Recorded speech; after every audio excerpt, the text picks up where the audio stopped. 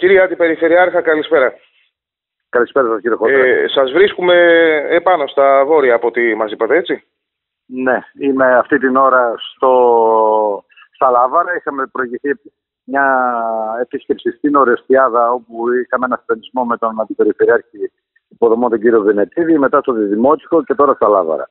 Η χιονόπτωση συνεχίζεται εδώ και τα προβλήματα είναι σαφώς μεγάλα, αλλά αντιμετωπίζονται από τα χιονιστικά μηχανήματα. Το θετικό είναι ότι έχει διακοπεί η κυκλοφορία των βαρέων οχημάτων, οπότε δεν έχουμε κλείσιμο το δρόμο από αναδίπλωση ενδεχομένως κάποιας νταλίκας.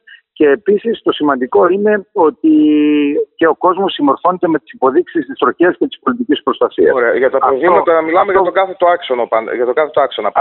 Ακριβώς. Το εθνικό οδικό δίκτυο και το επαρχιακό οδικό δίκτυο. Ειδικά και στα δύο γίνεται η κυκλοφορία με αντιολισθητικές αλυσίδες, γιατί θέλει μεγαλύτερη προσοχή. Το σημαντικό είναι ότι δεν έχουμε πάρα πολλά οχήματα, δεν έχουμε άσκοπες μετακινήσεις και αυτό σημαίνει ότι υπάρχει σωστή διαχείριση αλλά και υπευθυνότητα του κόσμου. Κυρία Αντιπεριφερειάρχα, οι αλυσίδες στο εθνικό οδικό δίκτυο μέχρι ποιο ύψος, ξεκινώντας κάποιος από το Βόρειο Εύρο για Αλεξανδρούπολη, είναι υποχρεωτικές? Είναι σε όλο το μήκος?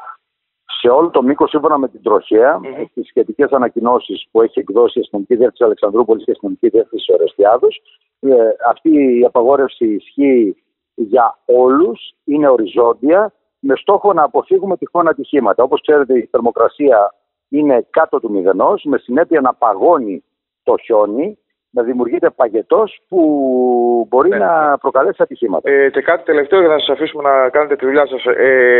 Περιμένουμε να πέσει το φαινόμενο, να μειωθεί η έντασή του. Τι ενημέρωση έχετε από την πολιτική προστασία? Σύμφωνα με την Εθνική Μετεωρολογική Υπηρεσία και την πολιτική προστασία, από τις βραδινές ώρες απόψε και αύριο σταδιακά θα έχουμε ύφεση του φαινομένου.